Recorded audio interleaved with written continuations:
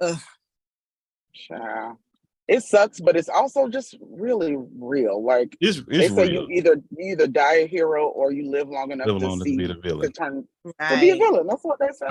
Trust me, say that all the time. 'Cause everything I do, everybody ain't gonna like either.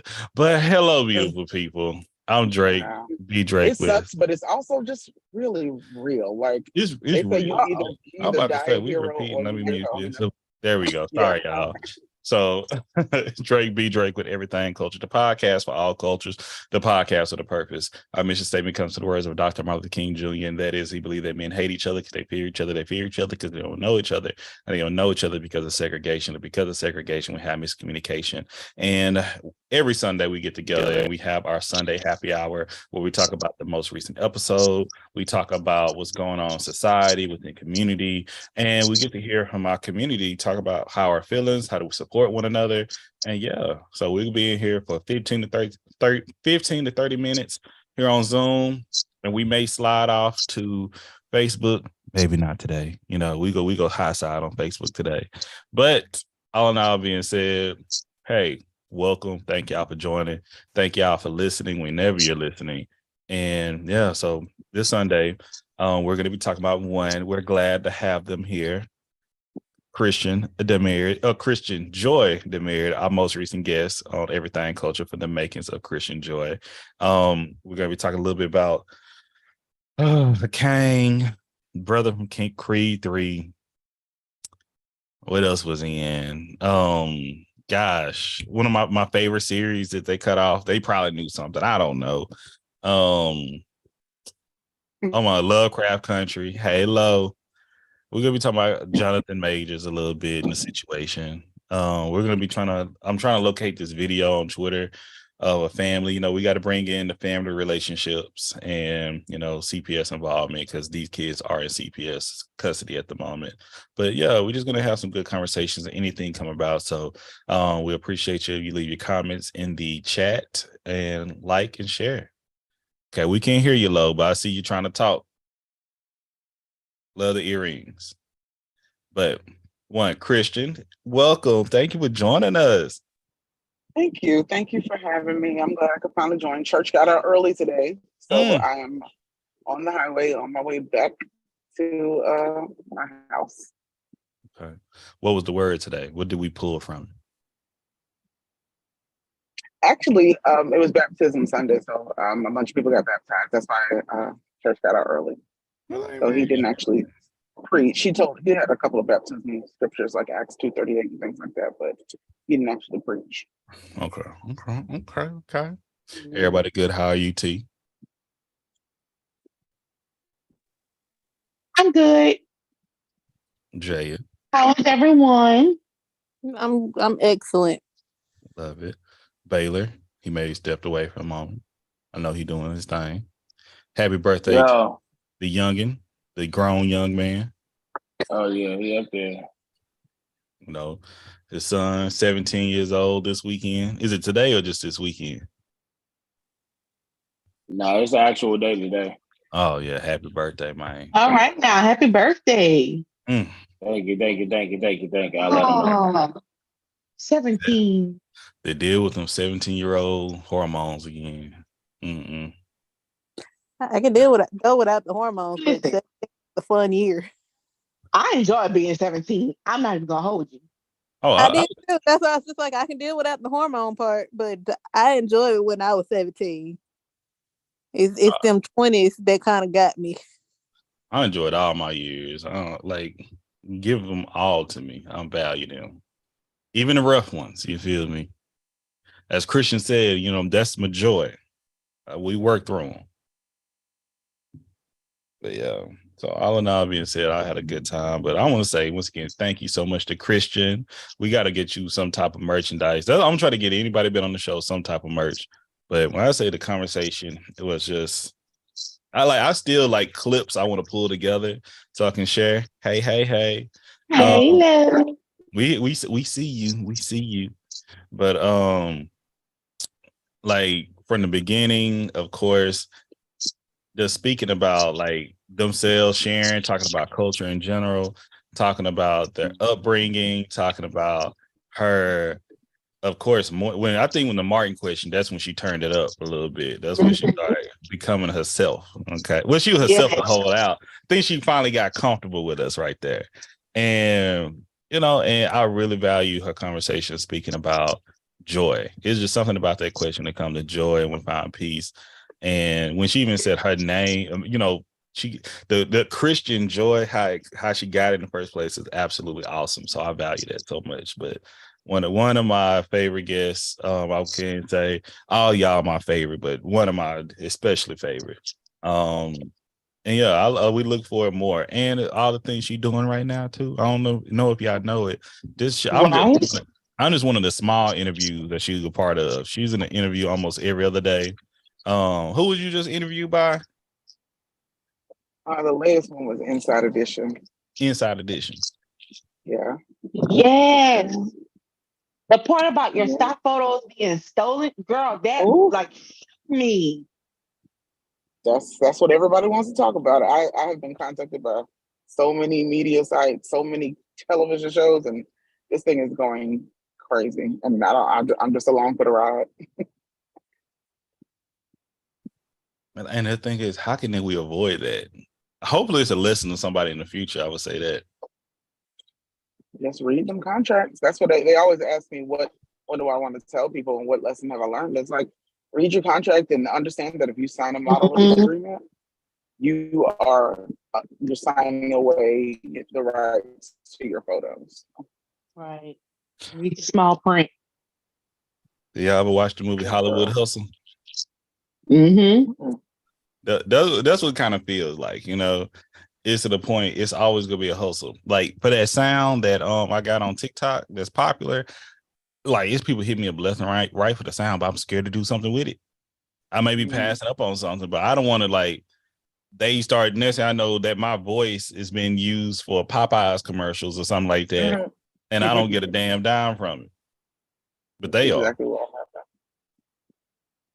Yeah.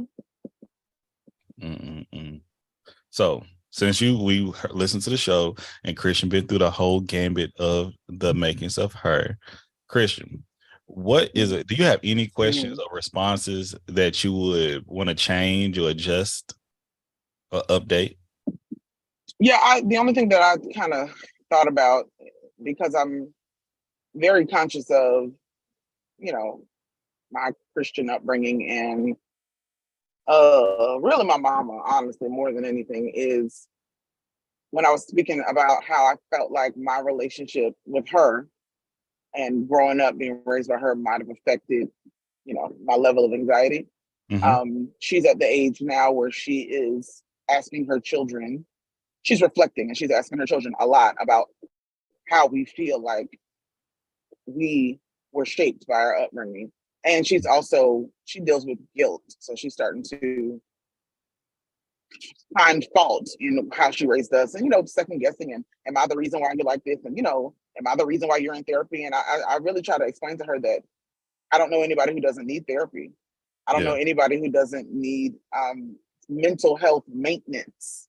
That doesn't mean something's wrong with you. That doesn't mean you are crazy or, you need some meds. But I mean, just like we need spiritual health, physical health, we need mental health maintenance. We just do. And most people need it because they're trying to recover from their childhoods, because that's where our personalities are shaped. They say that your parents' voice ends up being your voice of reason or your common sense voice or your conscience when you're growing up. You know what I mean? So I try to not make her feel guilty, but I feel like I haven't sent her the interview because I feel like if she listens to it, she will. That's the only thing that'll stick out to her. She'll be like, "Well, you feel like I messed you up, and I don't know." Do you want me to send her the interview? Do you want me to shift the intro to something else? I can make you a customized version. Don't get me wrong. Nah, don't worry about it. Because no, it wouldn't be worth it. She and I probably need to have a talk. And I think that could be necessary because I think you started. Once again, I pulled that clip. Okay, it was numerous clips I could have pulled. Okay, but that one right there, I think it would touch a lot of people, and I think you handled it in a very intimate and empathetic way. Okay, because you said it's not all of her fault. She couldn't control it. You stated everything right there. But you did state your feelings as well. I think that's very mature to do so. Because I like right there, I feel the same way. When you were talking about it, I like, man, if you recognize I pull my face at a lot of clips with yours and put just your face, because I'm like over there, like y'all know my face when I'm doing episodes. I'm like stating there like, hey, same thing happened to me. Like, it is wild how hearing somebody else say it in such a calm and eloquent way, it's like make me feel okay, I'm not crazy, and it's okay. But you still can be successful. But the state why you may act, well, that's why it's called the makings of you in the first place. It's like we say, it starts in your childhood. It comes, your behavior, who you are, was created. The certain type of steps and molds and little scrapes and people adding a little putty here and there, and then like somebody, I look at us like we're really molded to be who we are, for the good and the bad. So how do we all process that? Or do we all recognize that? Do you know why you may, sing in the morning? Did anybody else do that?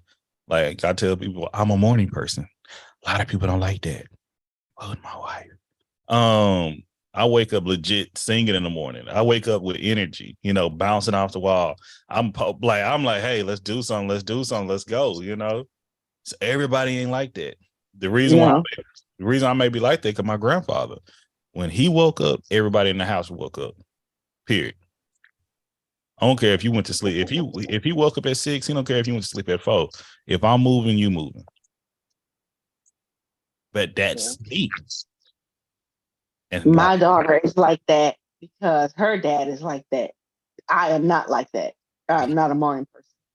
And how does that make you feel? He related to my great grandmother because she wake up with the cows, the chickens before the sun. We used to have a rooster next door. Like, I'm used to the rooster, like cockle freaking dude. Right. See, I never experienced hearing a rooster until I got with my husband and I moved to the country. That pissed me off the most, but I'm just like, this ain't what you listen to or you hear early in the morning in Atlanta. Somebody shut it up or I'm find something to shoot it. And see, we grew up around it, so it was like it got tuned out. Like I didn't even notice it. Yeah, exactly. It got tuned out just like hearing trains back to back to back. Like right. I knew schedules. So I knew exactly when to take my naps and when not to take my naps.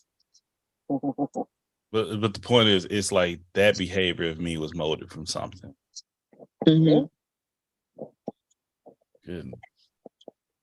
I don't know. My rooster, now that I live in Los Angeles, my rooster is the helicopters that are chasing people every couple of hours. Oh, those are my rooster. Those are my birds.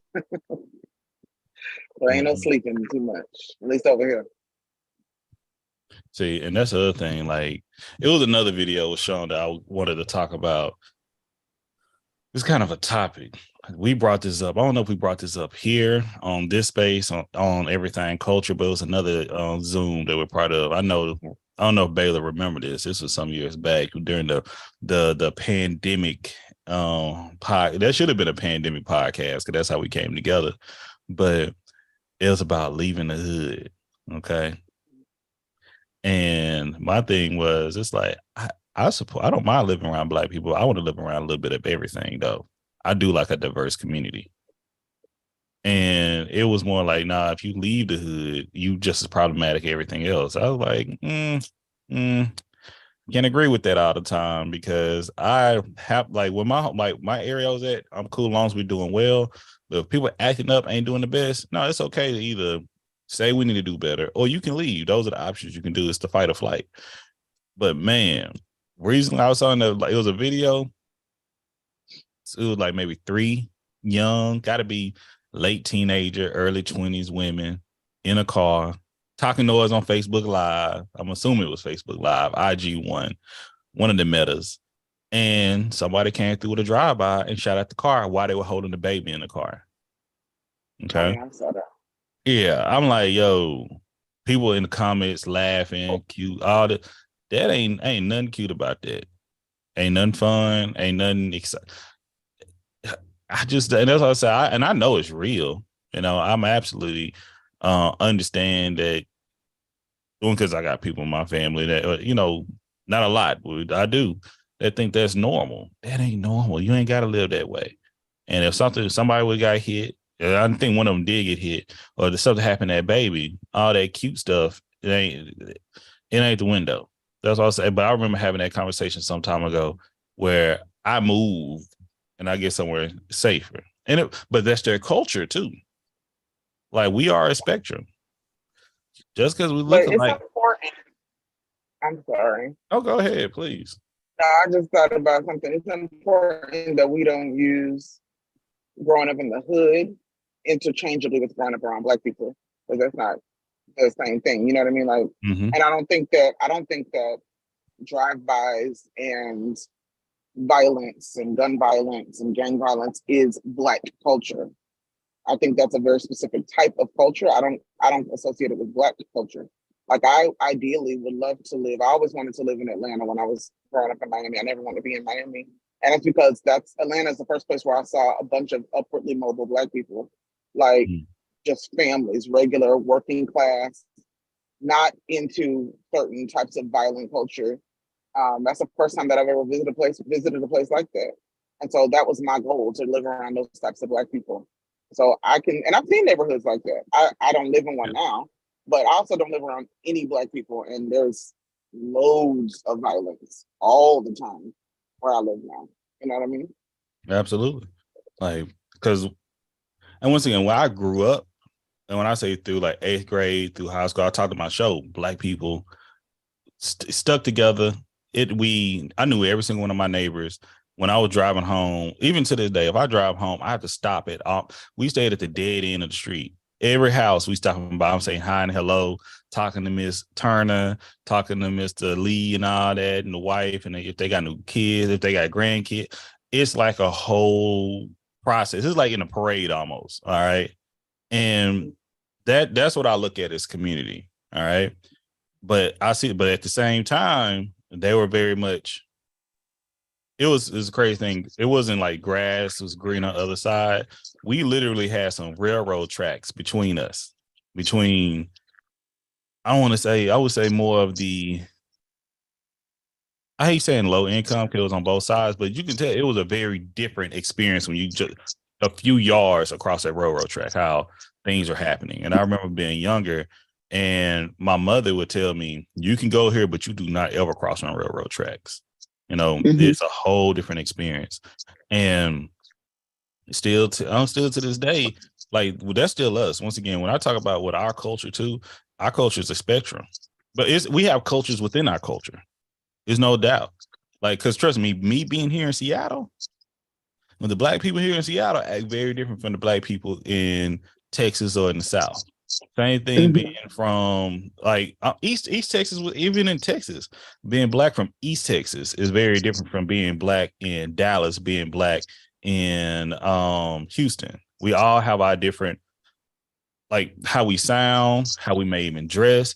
Once again, let me tell y'all, if it didn't go out of style right when I was going to do it, y'all was going to have pictures of me with a booty, okay? And if y'all don't know what a booty is, it's a shag, but you move it a little bit higher. Yeah. I was this close, okay? This close. No. Hey, once again, but it's stock culture. Like, when I first got on TikTok, I talked about having starchy Archie jeans. Like, that was us. I used to hate this. I used to hate that. But you had to do it if you wanted to be accepted within your community. I couldn't leave. I remember I came out the house with some wrinkles. My uncle got on me. You going like had a stay floated jeans and all that. My brother would stay float some jeans to death. They could stand up on their by own. themselves. Yes. Kids don't know. You know how uncomfortable that was? That wasn't comfortable. I know. Didn't look like it. My grandmother, my great grandmother, she would, after she would wash and dry the clothes, she'd be like, "Kier, go iron this. Jay, go iron your school clothes." I would iron it, wouldn't put starch on it. Go back and iron that and make sure you spray some starch. Why do I need my uniform dress to be just in one particular? It didn't move. Like that TikTok sound to be like my hair. It don't move. My dress, it didn't move. Let me tell you something. Hell has no fury. Like my mama, the day. So I wore uniforms to school, pleated navy blue skirt, white shirt, right? Yeah. So to keep those pleats in line, my mom had a Rowenta iron. Okay. My brother, with the amount of stapler that he used, burned that iron out. When I tell you my mama was livid, she said, "How in the world did you manage to tear up a professional iron?" Oh wow! But see that yes. all the time I went growing up in elementary school, up until I want to say second grade, I wore uniforms. Still hate school uniforms. Once I got to the point where I didn't have to wear school uniforms no more, I was happy, and I was making fun of my little brothers because they still had to wear uniforms to and from school. Now it's just like, and now I would tell them the same thing my grandmother and my mama would tell me and my sister and my cousin when they come in the house. Go ahead, take your uniform off, put on your play clothes. Mm-hmm. See, I was different. I never had uniforms, but I like uniforms. Like, it was just almost simple. It was. I mean, because our only option for the girls, our only options were the white shirt, the navy skirt, navy pants, or navy shorts. Yeah, we wore navy too. At Audubon, did y'all wear white and gray? Not white, but the uniform options for me. No, my uniform options was khaki or navy skirts, dresses, or pants, and then you had the white or the blue shirts. Nothing else. And then the only time you was able to get out of that is if it's like a Friday or Red Ribbon Week, where they had different events and stuff to get out of uniforms. And even then, I was not able to get out of all my uniform days. Well, I went to Catholic school, so it was no out of uniforms. You wore that shirt with that school crest on it, and that was a wrap. Yeah, we wore white and navy, and I think I got sent home once because I had a white shirt, but it had blue stripes in it, and they sent me home. Dang. So I was happy. So in my high school, not until I got high school, they had restrictions on clothing. Predominantly black. It's Tyler High now, but John Tyler Cujo, whatever. The thing was with them, you couldn't wear numbers. You couldn't wear brown, red, or blue. No, you had to wear blue because that was the colors of school, but you couldn't wear numbers for sure. And I don't think you could wear clothing with like large brand names on them. Okay. Mm-hmm. Very specific. And what? Yeah. That's what I said. Just give me a uniform. I've been okay. Like the numbers is I can understand it. We didn't have to do that, but a game called Florencia 13, they had to wear their jerseys inside out. 13, we had to wear our jerseys inside out too. Yes, correct. Because the thing is, back in the day, jerseys was a thing. You could wear jerseys everywhere back in the day. Once again, we're talking about the 99 to 2004 era. Wearing jerseys out now, where I'm from, they'll have some words about you. Right. It was a different culture. It was a different time. We could wear baseball hats, big T-shirts. We had these back then. These braided, they were colorful braided belts. They were by I think United Colors of Benetton or whatever. And I had one of those belts, and I wore it to school with my school uniform. Let me tell you, the principal spotted me immediately. I had to take that belt off, and my punishment, I had to go pick up the pine cones in the yard on my break time. Yes. The pine cones. I think she had me picking pine cones and yeah, Question. Question for everybody talking about their uniforms. What years, like what ages are y'all, I guess? What years were you in school, and what region of the country was this in? Great question. I had to wear uniforms in middle school, and at that time they changed it from 7 to 8 to 6 to 8, and born and raised in Cali. So it was LA. I had to wear a uniform. I only had to wear uniform in middle school, but they had started because of the gang culture. They took away the hats, and then they made grade school all the way up to even certain high schools had to wear uniform. What year were you in middle school? Whoo, shoot. In that time machine. Or what year did you graduate high school? I can figure it out. I think that's a good one. I graduated in 01. Okay. All right. So that's like 96, 95, 94 in middle school. Yeah. Good old days. What about everybody else? Because it's so different from how I was raised. I'm trying to figure out like it's a regional thing. And that's a good thing. That's why I love these conversations. Raised in East Texas, Tyler, Texas. I was in middle school around 96 through 99, and I graduated from high school 2004. And what was the other one? And I went to, and that's the thing, they didn't have that at the predominantly white school. They had this at the predominantly black school, and I went to the predominantly black high school. Went to the predominantly white middle school, and I went to like 4 to 5 different elementary schools from black, multiracial, white, things of that nature. But once again, this is in East Texas, though. And I'm in South Louisiana, and it was junior high through high school. So 86 to 93 for me. And yeah, but again, it was a Catholic school, so. And I know with Lo, I know she out and about right now. Lo, she is from Philadelphia. I think Gullah Geechee. I know that's for sure. Saw her people from the South, and I'm remember because she came with the makings of her. So let me make sure. She went to a school that was in the South End, if I'm not mistaken. Am I right? Not in the South End. It was something that was in the South. Come out here. I raised my boys in the South. I went to Overbrook High. I was in the same class as Will Smith, Steady B, Cool C. So that's my era. Okay. But you are right, Gullah Geechee. What was the name of the area in Philadelphia you from, though? Oh, the bottom. The 48 to bottom. Walisha. The bottom. I grew up by the zoo. I don't think she's talking about the zoo either. No, I'm saying I grew up by the zoo. That's called the bottom. And then we moved from that part of the bottom to the Man Music Center side. So it was like Georgia Weezy. We moved on up.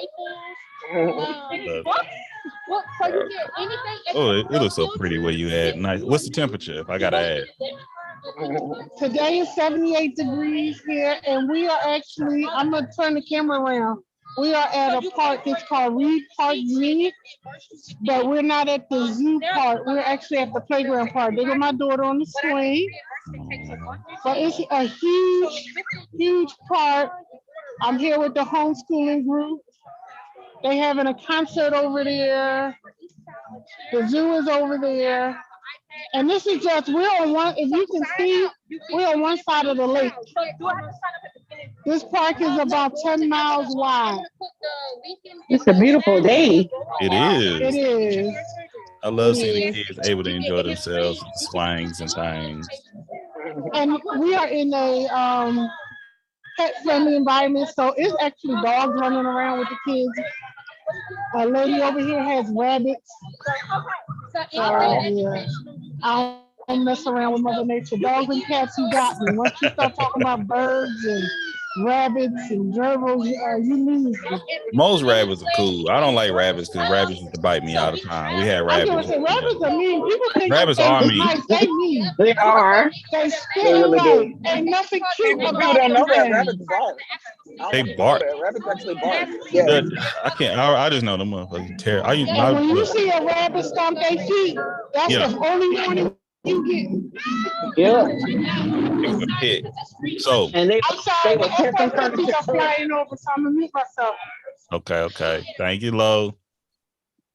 Yeah, they'll tear some furniture up too if you have a pet bunny.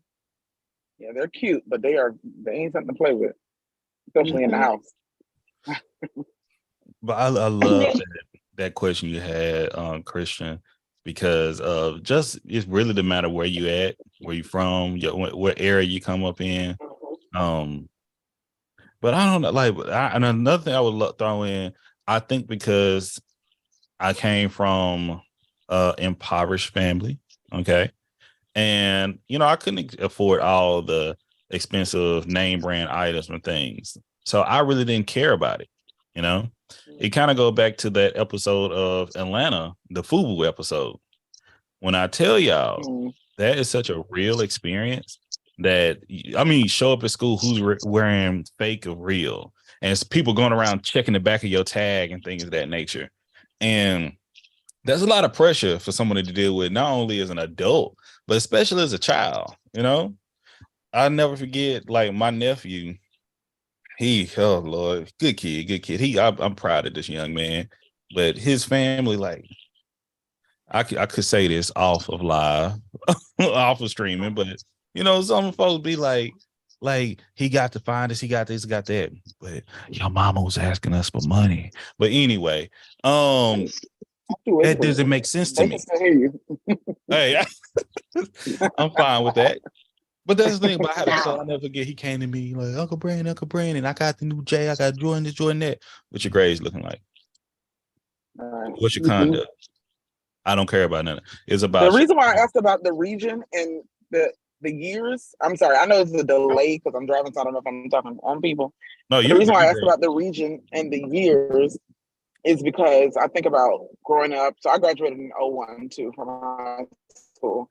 And so I was in middle school, 94, 95, 96, and high school, 99 to 01. So, or 97 to 01, sorry. Mm-hmm. So I'm thinking, like, did the boys, because, boy culture and girl culture, that's another subset of cultures. Did the boys do the starch jeans, or was that just that area of the country thing? And I don't think guys ever even ironed their clothes, so, let alone. People still do it in East Texas. Is it just an East Texas thing, or is it just Texas? Or people still do it over here. People still do it in LA too, but it's a certain age group. They used to do it in Louisiana, and again down here, it's a age group that'll still do it, like the older guys. But those guys are the ones that grew up doing it when they were younger. In that area. And I think in 2000 down here is when all the public schools switched to uniforms. Okay. You still have to have the starch jeans. No, like your jeans, one thing you could wear when you want to wear your jeans for the boys. But like, let me tell you, it's when I left East Texas, when I'm telling you, it was like being freed. Or it was like, once again, it's like the baggy jeans going into like the more skinny. I never did the skinny jeans, but I do have the fitted jeans. Okay. And unfortunately, I got big thighs, and that's a little bit of a headache. So that can come off as that, but it's not. Okay. But either way, I'd rather wear so the fitted jeans are skinny anyway. It almost. Okay. Right. Almost. Let's say that. It took a long time for me to transition to that. All right. It was like, okay, I see. Because even now I still got a few pair of baggy ones in there, like maybe one or two. And every time I try to slide them out, my wife like, I thought I threw them motherfuckers away. Nah, absolutely not. Absolutely not. Oh my God. I'm sorry, I just had a flashback. You can't do the, if you're gonna do baggy, you can't do the old school baggy jeans, like the 90s baggy jeans. There's a way you do baggy jeans now. Not the 90s baggy jeans. And it's gonna come back. It's gonna come back. Oh, there you go. Don't be a hoarder, Drake. I know, hey. It's gonna come back one day. Now that's a conversation we can have too.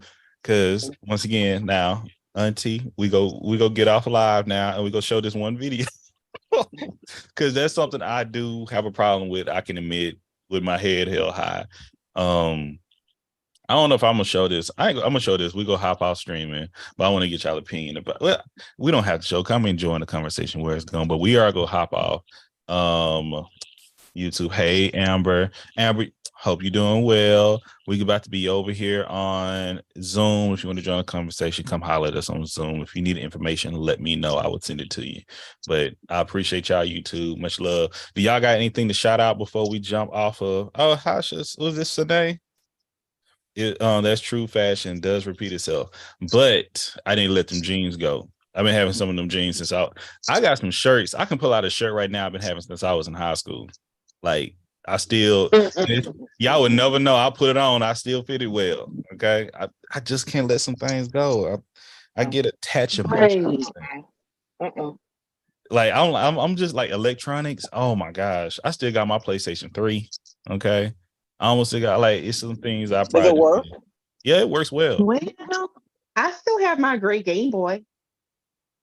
Oh, hey, Pink Lotus. That's who you is. The original Game Boy, the gray one. Yeah. I'm telling you, if you fix it, it may be worth something one day. But I do have a thing keeping out. Like, friends, I got some stuff back at home. Well, I won't say home, back in my hometown, my auntie at her house. She be like, you still got these boxes in here. Oh, it'd be old letters and stuff of, girl. I used to have boxes of other things in there too. I like burn all that. Though I don't want to look at it. I don't want to go through none of that. Just let it go. I still have Barbies. I was a Barbie collector. One of these days I'll pull them out, show them to y'all online. But yeah, I have them. That'll be a good TikTok. You'd be surprised. See, that's what Amber just said on YouTube. Game Boys are worth guap right now. Let me tell you that. Oh, really? Yeah, you'd be surprised with something that's worth something. So, okay, this is what we're gonna do. Okay, I'm gonna share screen. I'm gonna go over here to TikTok, Twitter, since we go here, and we see how to flow. This could be a little bit triggering. It was triggering for me. And I'll give y'all an update, because this is a child welfare situation. Okay. And I'll show how, because I've had cases like this, and it kind of goes into I'm trying to do this CPS story, the next one, but I need to borrow one of my wife's old wigs for it. But with caps, listen, I ain't gonna wear it, but it's gonna be necessary. It's gonna be real funny. Trust me with this one, okay? I'll break it down to y'all what happened. All right, let me make sure. And it's just like a 30-second. Bang. Okay, can y'all see everything? Mm-hmm. One day on kick. That's all it takes.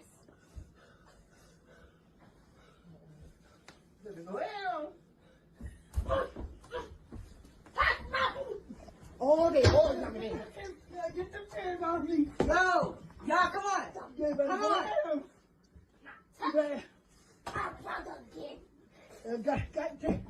Take 3 people now. Y'all stand up. Okay. Oh no. Jesus. So, sorry about that. Once again, graphic being worn. So the reason I show that is that when people say, "Can you believe this year? This is his grandmother." That's not his grandmother. That's his grandmother's sister. That's his great aunt. And the backstory is that one family member taking the parents to drop the kids off. Basically, the mother just dropped the kids over there like abruptly, 4 days a week or something like that, and just leave them there.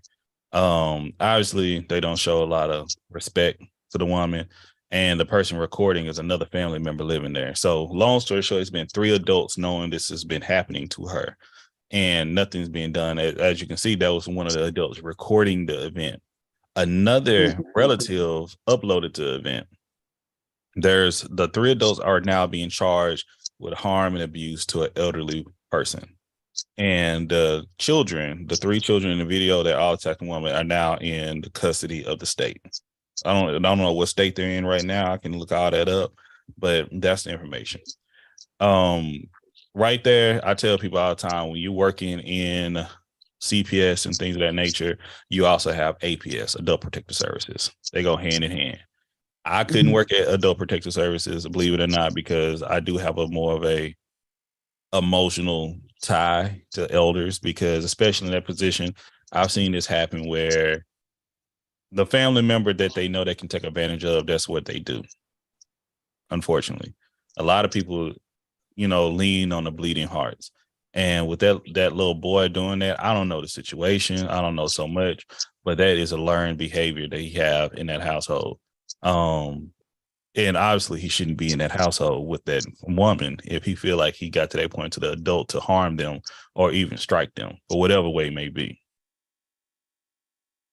But yeah, and it leans on with the, I'm gonna try to bring some humor into it, but and I hate that I have to, but it really pissed me off. And I tell y'all, one of my last visits, because now I'm transitioning over to, if you've been following the CPS stories, I've been accepted to a different organization. I'm turning in my 2 weeks and I'm saying goodbye to my kids now. All right. I'm doing the last visits.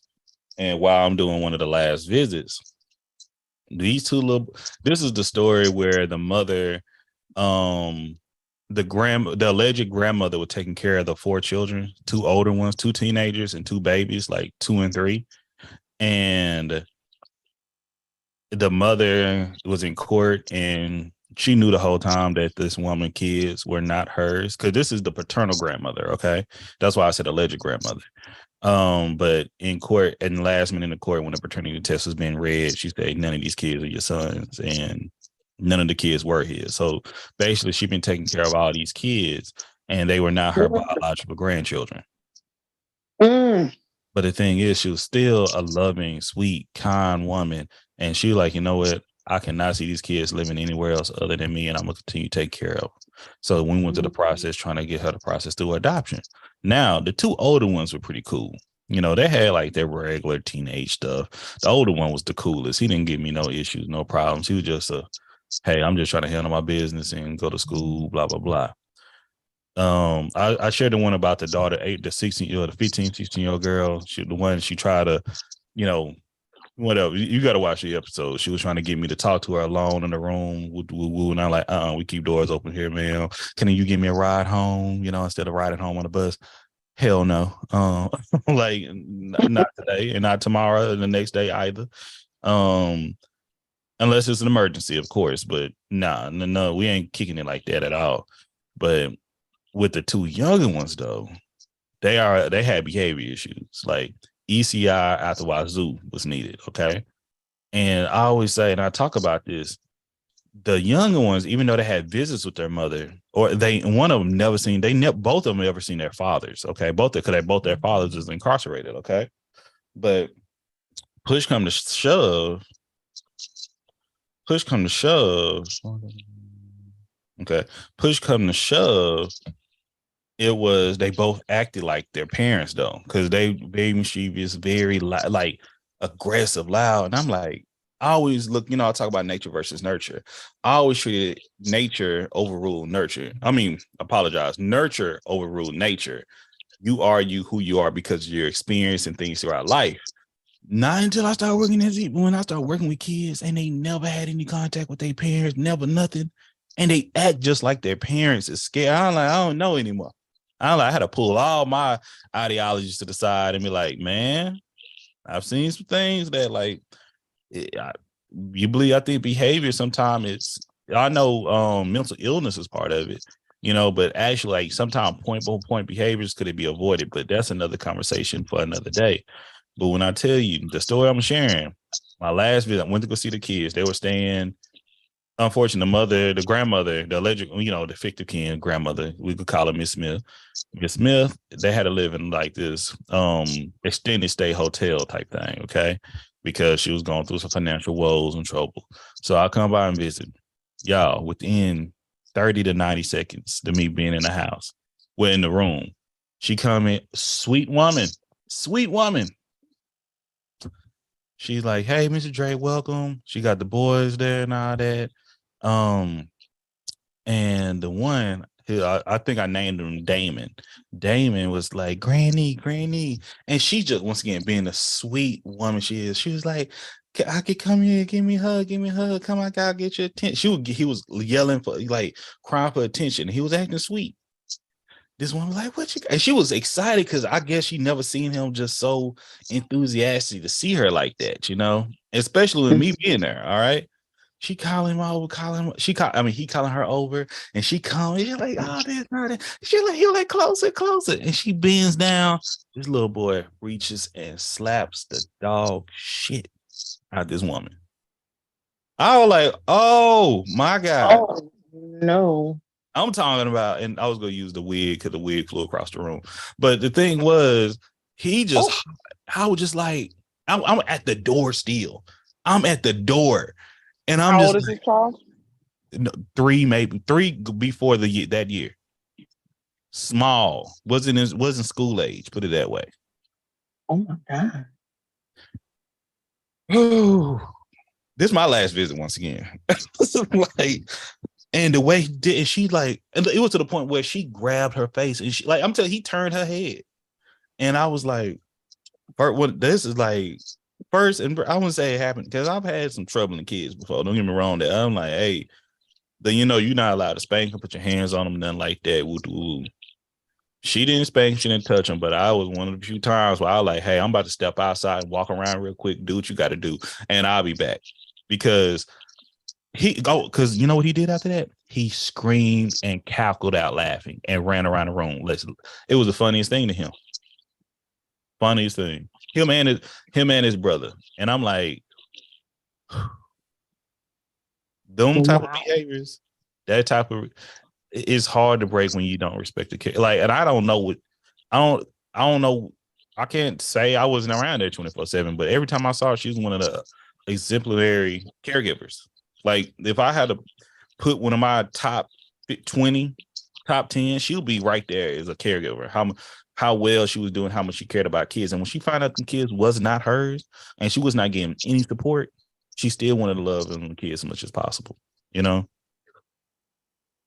So that's why I find, like, when I see things like this and when people go, yeah, this and that, I know physical discipline is not the way for everything. I will say that all the time. But I'm not perfect, okay? And I was like, when that situation, how he believed hurting her like that and thought it was just humorous, and it be at such a young age as well. Mm-hmm. So those are the type of kids I be wondering how they doing right now. I wonder how all my kids are doing, but they're the ones that's like really like, I hope they're doing well. I hope they ain't, because what this is in 2011 was nice too. That's 10 years, 12 years. So he's 15? He's a teenager now. And I'm just wondering if she decided to keep him, because once again, I got off the case before adoption and everything was consummated. I left. That was my last time. So it's just one of them things that it always crossed my mind. And once again, if y'all ain't watched Swarm yet, y'all should. Okay, YouTube, love y'all. We'll see y'all next